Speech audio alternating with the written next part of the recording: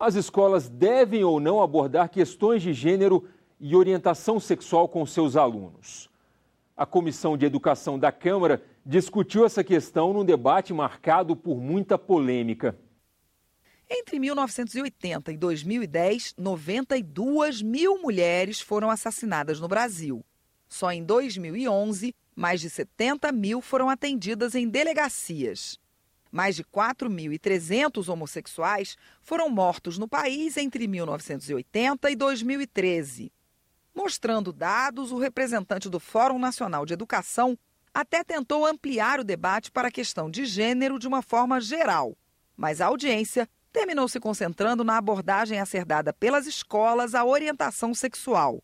Em outras palavras, meninos e meninas devem ou não ter aulas que discutam temas como homossexualismo. O feminismo também deveria ser banido por supostamente ameaçar o conceito tradicional de família? As posições dos participantes foram opostas. O governo ignora o que o povo pensa e sente a respeito e quer praticar descaradamente a doutrinação marxista liberal do feminismo radical nas escolas. Que você tem, de um lado, ensino obrigatório. De outro lado, direito dos pais sobre a educação moral dos filhos. Como é que você concilia isto? As duas normas têm que ser conciliadas. Então, a única maneira de se conciliarem esses dois princípios é a escola se abstendo de ter um discurso moralizante, seja ele qual for. Toda formação educacional tem uma proposição formativa.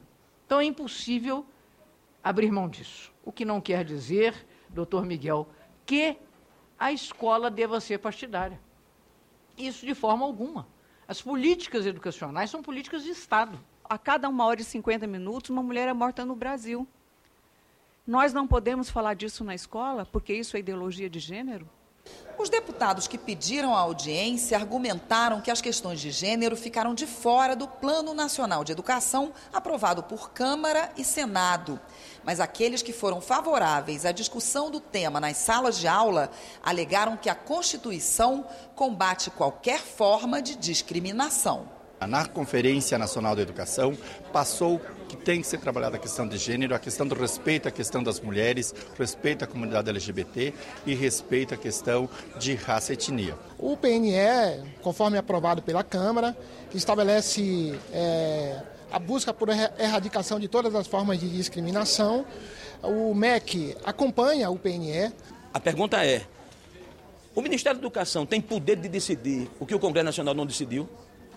Essa é a questão. A audiência pública agora está, não mais agora, na questão o que é e não o que é ideologia. Essa questão já passou e foi aprovada pelo Congresso Nacional, pela Câmara e pelo Senado. A grande discussão nossa agora é que eles querem implantar de qualquer jeito. E nós não vamos deixar. A Comissão de Direitos Humanos do Senado está debatendo políticas públicas para tentar prevenir o suicídio. Uma audiência realizada em novembro reuniu especialistas e autoridades do governo em busca de novas estratégias. Dados da Organização Mundial de Saúde revelam que anualmente cerca de 12 mil brasileiros põem fim à vida. A tendência é aumentar ainda mais esse número de mortes, caso não sejam adotadas imediatamente políticas públicas de prevenção ao suicídio e principalmente a quebra da cultura do silêncio.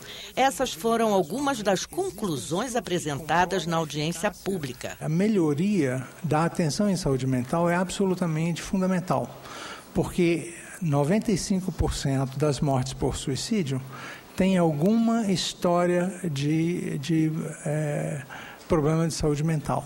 Psiquiatra há 32 anos pela Rede Pública de Saúde, Mário Antônio Crispim diz que a educação é prioridade para que se entenda a saúde psíquica e, sobretudo, os riscos que envolvem o comportamento suicida. Hoje, se faz palestra nas escolas sobre drogas, sobre a questão da sexualidade, mas a questão da saúde mental, sobre ansiedade, sobre a questão da depressão. Segundo o psicólogo Vitor Barros Rego, do Conselho Federal de Psicologia, o suicídio é a segunda causa de morte entre jovens de 15 a 29 anos. Eu fico assustado com algumas escolas do que eu conheço aqui em Brasília, que já falando com crianças de 15 anos, desculpa, crianças não, adolescentes, né? O que eles têm que estudar e o que eles têm que ler pensando numa prova de concurso público. Isso é muito grave, né? Que adulto vai ser esse? Né? Que recursos ele vai ter para falar sobre prazer no trabalho, por exemplo? Sendo que ele está tendo que seguir um caminho que falar para ele, você tem que seguir esse caminho aqui do concurso público. Policiais e profissionais de segurança que trabalham com armas têm risco 5 vezes maior de se matarem. A senadora Regina Souza quis saber se é possível descobrir que uma pessoa tem tendência ao suicídio. Como detectar? Tudo bem, quem já tentou, isso tem que ser acompanhado, mas tem aquele que não apresentava o menor sintoma e, pelo menos, aparentemente, nunca... E de repente faz isso. Ele geralmente está passando por uma doença alterando sua saúde mental de forma radical, e a percepção disso daí tem que ser feita por alguém próximo, colega de trabalho, família, amigo, marido, filho, tudo. E isso tudo interfere no seu livre-arbítrio.